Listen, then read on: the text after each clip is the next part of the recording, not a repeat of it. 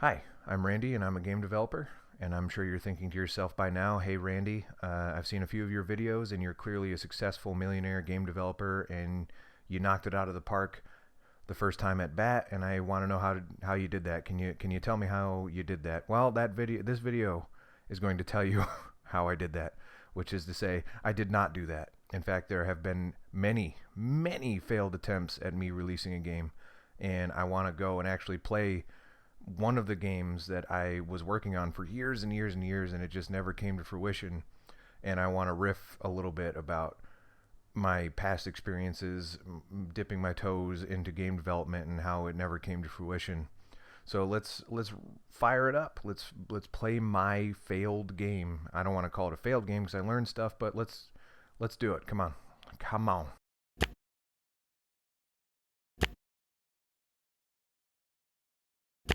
The year is 2016, and me, as a young whippersnapper, acquired a copy of Game Maker Studio on the cheap, and I was eager to get going on making my own games. I had dabbled in game making in the past via level editors and mods and all that stuff, and it just never worked out. But this time I was like, you know what? I have a professional software um, license that I will use to create the biggest blockbuster game. And I got started doing tutorials. And unlike Moonjump, which is the game that I released for a game jam with a friend of mine, I actually wrote all of the code for this. This is my code, and it's terrible code, but it's code that theoretically works, and you're about to see it. So let's jump in. I'm going to talk about a little bit of the development process and why it didn't work. Because at the end of the day, I hung this up. This version here was from February of 2019, so it was about 3 years that I worked on this thing. And you're about to see some subpar results, or maybe you'll be impressed. I don't know. Maybe it should be on the right monitor so you can actually see it. Here's my amazing menu here. So start, continue, and quit work options. There's nothing in there right now. Eventually, I put that in there because eventually you're going to need to adjust things. Continue, all that does is I believe takes your current level, which I have saved in a file that you can adjust to your heart's content, so you could cheat to the end of the game if you wanted to, and add +1 to whatever your current level is. So that works, but it's finicky and broken because that's my code. Everything I make. Hopefully I have the sound turned off because that sucker is busted. Right now the sound is going wonka wonka wonka wonka. It's just not. It was placeholder music anyway. It wasn't mine, so it's probably good that I have it muted. And here's my little pirate guy that I drew. This is the only actual custom asset that I made for it. Everything else is placeholder. Obviously, these pink blocks were not final. The hearts were not anything I made. That coin up there, I think I did make that coin, but in the upper right, that's a coin. Couldn't tell. The D stands for doubloon. Deaths. I'll get into the deaths thing in a minute. So here's my game. This took me about 3 years to make, and this level here is just a prototype to show you what it can do. I just killed the first enemy. All he does is walk towards you. If he touches you, you take damage. If you hit him, he dies. And he drops doubloons. I wanted to have a little secret here to show you the potential of secrets. So you walk over here, and here's a treasure chest. You can tell by the T. All treasure chests have T's on them. Bam. It's a little bit broken. Bam. It's very broken. And wha-bam, it explodes. Coins come flying everywhere. Super satisfying if there was sound that actually worked. And then you can see, oh, look at that little skid animation. That looks good. And there's a coin that's still going crazy. That I like that. There's some fun to be had with that. That was inspired by Ratchet and Clank. How you break open the boxes and bolts go flying everywhere. I like that a lot. So that's where that came from. This is to show you that, hey, you can... Actually, I didn't explain this at all. Here's the mechanic of the game. Boom. You can cling to the surface if you hold a button down. If you let go of that button, you drop. If you're on the surface, you can swing your sword. You can move and swing your sword. All that stuff is that was the main idea for the game, and I like that idea, and I'm probably going to use that idea. I'm probably going to redo this game at some point once I have the skill set necessary, but and this is to show you that you can cling up at the top too and swing your sword if you need to, which I probably should have put a block here, or did I do that? Did I break those blocks already? I don't know. C, the spinning C, obviously means checkpoint. There you go. I have hit the checkpoint. Blah, blah, blah, blah. Here's a little thing like, oh, if you break this block, you can't get that treasure chest because you can jump on it. Just to show you the potential of the blocks that you can break, the breakable blocks. Super fun. All right, here's where I'm going to explain the death counter a little bit because I just hit a checkpoint. If you die, which I'm going to let these guys kill me, placeholder hurt animation, which is pretty funny. Boom, dead. Coins go flying out. So that was 15 coins, I believe. The amount of coins that you lose when you die is, I believe, 15, which I have set as 15 as some kind of arbitrary number. I would probably adjust it later. 15 times the number of deaths you have. Okay? The reason I did that is because I didn't want lives. I didn't want you to have to start the whole... I didn't want you to have to start the whole level over. I wanted you to, if you hit a checkpoint, you could start there as many times as you want. If it takes you 45 times to get through this section, it takes you 45 times and there's no penalty for it. If you die again, 2 times 15, theoretically it was 30. I didn't see what the number was. All right. If you decide that your death counter is too high and you don't want to lose that many coins, let's say you have like a death counter of 20 or something like that, and you're like, you know what, that's too high. I want to save my coins for the end. Hit the pause button, restart the level, and your death counter goes back to 0. So now you can start over. You can get as many coins as you want, and there's that treasure chest up there. And if you die, you're only going to lose 15 again instead of 10 or 20 or whatever, 150, 300, whatever coins you would lose if your death counter was too high, right?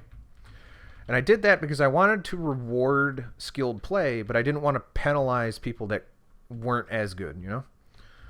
I want anyone to be able to sit down, and if they have the wherewithal and the stick-to-itiveness, as they say, I wanted you to be able to finish it. This guy, I'm proud of this guy. He should be, ow. He should be that. Ah, he didn't hit me that time. And then hit him and he dies. Bam. Yeah, that was fun. So there, as you can tell, I mean, those spikes work. I don't have to tell you, if you land on them, you die. I don't know why that coin didn't get picked up. That was weird. So just don't jump on the coins. Here's a one-way platform I'm pretty proud of. That just straight up works. That took me weeks to get working. Weeks and weeks and weeks. Might have been months. Might have been longer than that. I don't even know. Checkpoint didn't take me that long. Neither did the health.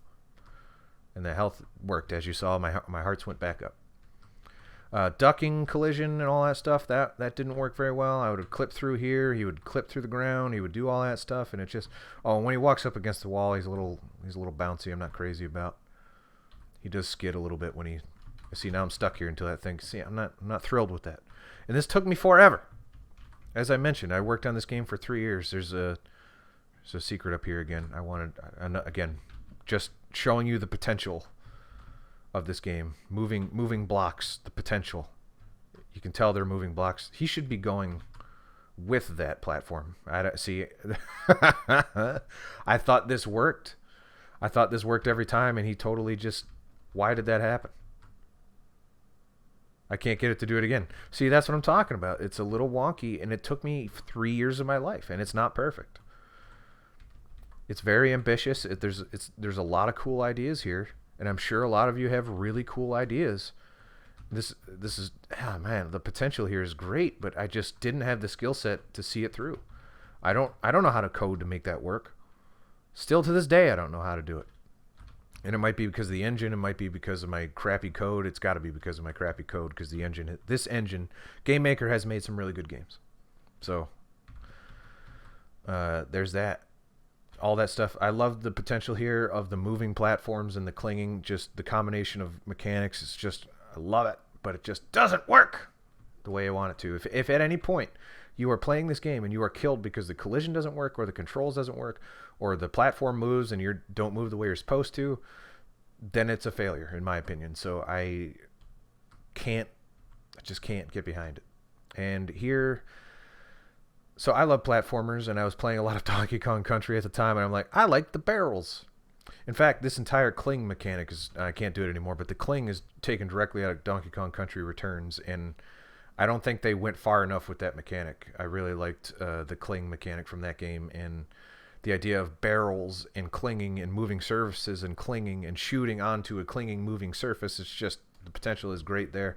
My custom camera that says like, hey, there's a cannon over here, because you can't just fire off screen. That won't work. And this works for the most part. Boosh. And kaboosh. And then you land right on the spring, which this is a platformer, so by law it has to have a spring.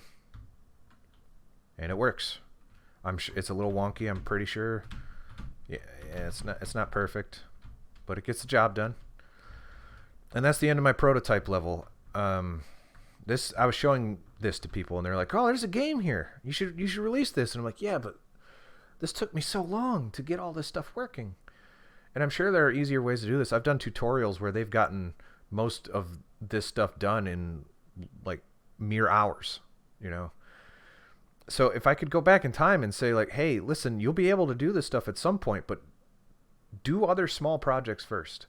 Moonjump was a perfect project because it was, and Luke, my collaborator on Moonjump, which was if I didn't explain, which was my Game Jam game that we released, we were fighting over the scope a little bit. Even I was a little ambitious. I'm like, I want like 40 levels and all this stuff. I want people to be able to talk about this forever. And he's like, oh, I want the screen to move and have it be more adventure-like. We'll add power-ups and items and all that stuff. And what we ended up with was a very simple idea with a couple of variations on the mechanic that we were able to complete with our skill set, with our time frame, and it ended up working out really well.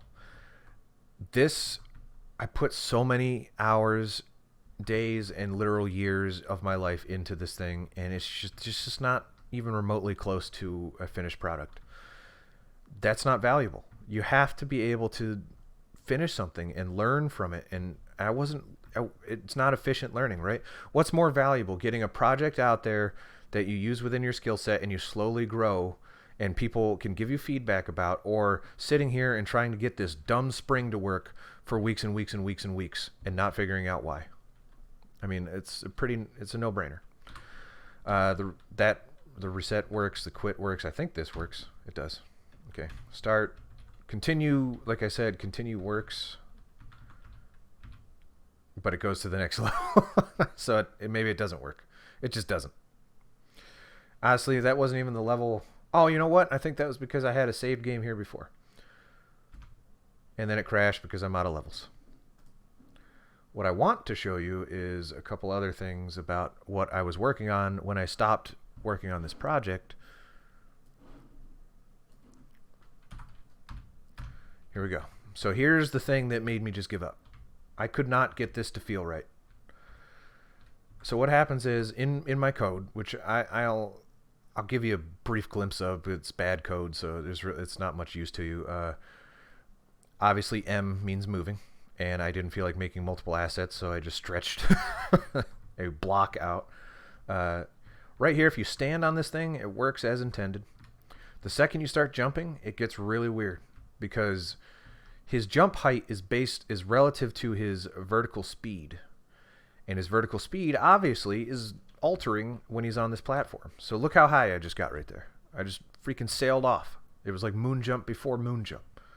And I just got a little hop at the end there. It's not good. I couldn't get this thing to work. And I spent actual months on this. This is what made me give up. Because I'm like, I just don't have it in me to do this right now. I need to learn more. And in fact, I'm going to get the mouse off the screen. I apologize. It's probably been there this whole time. And it's just, oh God, it's frustrating because, and I put this barrel here, I'm going to die. At least that works. I put this barrel here, cannon, because there was some wonkiness with landing on it. And I just sailed right through it for some reason. Couldn't tell you why. Couldn't tell you why that didn't work. There's some wonkiness with moving clinging surfaces, although it seemed to have resolved that at some point. If I launch onto the clinging surface, it seems to work. A lot of potential for this thing. Really, really like the idea. I'm going to work on this again once I'm able, but I'm not able right now. And there's nothing wrong with that, right? Moonjump is a really cool idea. It's a cool game that we were able to complete and show people. In fact, the art in Moonjump is better than this pirate guy. You know, I could probably draw a better one now. That was me learning how to draw. It's not good, but it's not terrible either, right? You know, he's got some personality to him. I like the way his eyes move back and forth when he ducks. That's funny. Look at the potential here, though. Like springs on moving blocks. No one's ever thought of that.